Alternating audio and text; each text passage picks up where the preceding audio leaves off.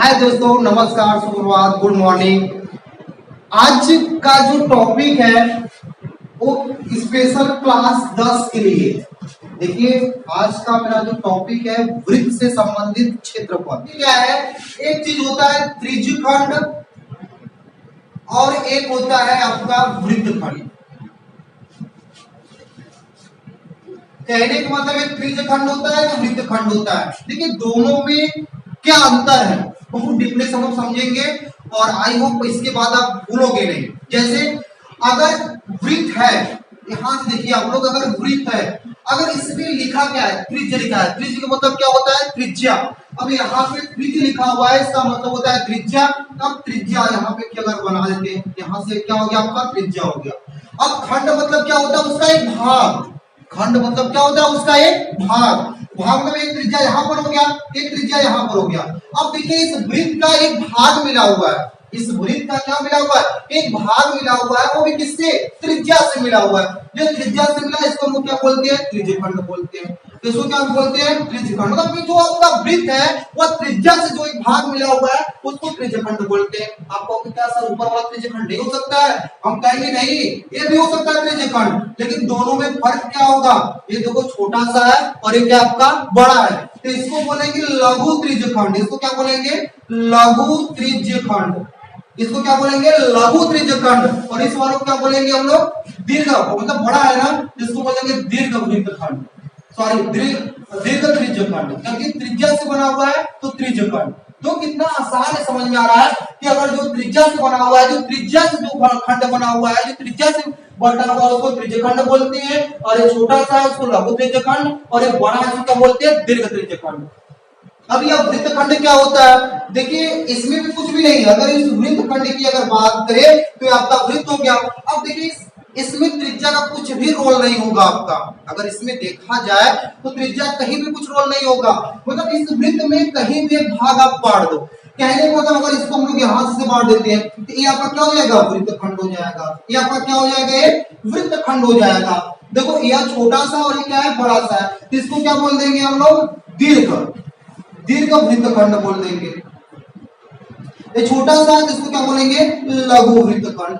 दोनों में अंतर समझ में आ गया होगा। इसमें क्या है, त्रिज्या से बना हुआ है खंड, इसमें वृत्त से ही बना हुआ है जिसमें त्रिज्या का कुछ रोल ही नहीं है। जिसमें त्रिज्या का कुछ रोल नहीं है तो वह वृत्तखंड, और जिसमें त्रिज्या का रोल है उसको त्रिज्यखंड बोलते हैं। अब सबसे बड़ी बात यहाँ है, अगर आपसे कह दिया जाए, और आपके क्वेश्चन बार-बार एग्जाम में पूछा भी क्वेश्चन है, अगर आपसे कह दिया जाए कि आपको पता है जो पूरा एंगल होता है, अगर टोटलिंग जो एंगल होता है वो कितना होता है, 360 होता है। आपको पता अभी जस्ट पीछे बताया भी है कि टोटलिंग एंगल कितना होता है, 360 होता है। अगर आप 360 अगर कह दिया जाए, अब यहाँ पर देखिए वहां से अलग से फिगर, अब यहाँ से यहाँ तो समझ में आ गया। अब 360 कह दिया जाए, अब इसके बाद यहाँ पे एंगल आपको कह दिया जाए कि एंगल यहाँ पे कोई ना कोई थीटा है।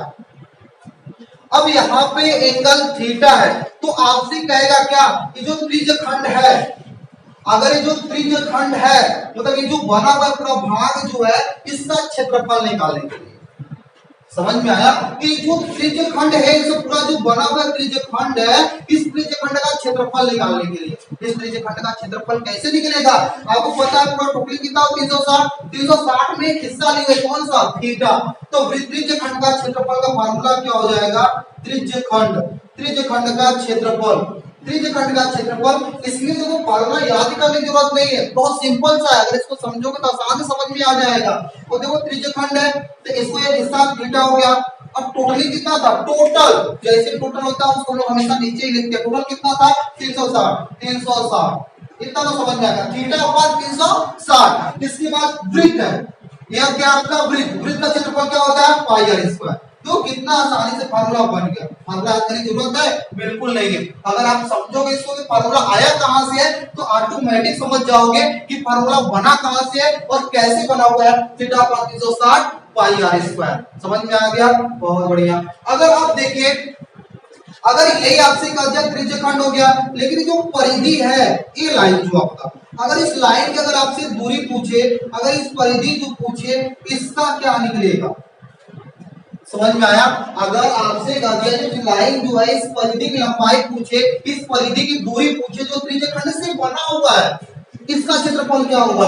देखिए इसका क्षेत्रफल क्या होगा, जो परिधि है, अगर हम लोग परिधि की दूरी बात करें, परिधि की दूरी, कौन सी परिधि की दूरी, जो आपका नीचे जो त्रिज्यखंड से बना हुआ है, तो आपको पता है इसमें थीटा है, थीटा कोण 360 तो करेंगे, लेकिन आपको भी जस्ट पीछे बताया परिधि का फार्मूला क्या होता है 2 पाई r, तो क्या हो जाएगा 2 पाई r। तो कितना आसानी से बन गया, मतलब आपको एक फार्मूला याद था, उसके बाद थोड़ा सा तरीका अगर पता चला गया, कितना आसानी से आप निकाल दे रहे हो कि कैसे क्या निकलेगा। त्रिज्यखंड का क्षेत्रफल क्या होता है, थीटा कोण 360 पाई r स्क्वायर, और परिधि का दूरी क्या होता है, थीटा कोण 360 2 पाई r।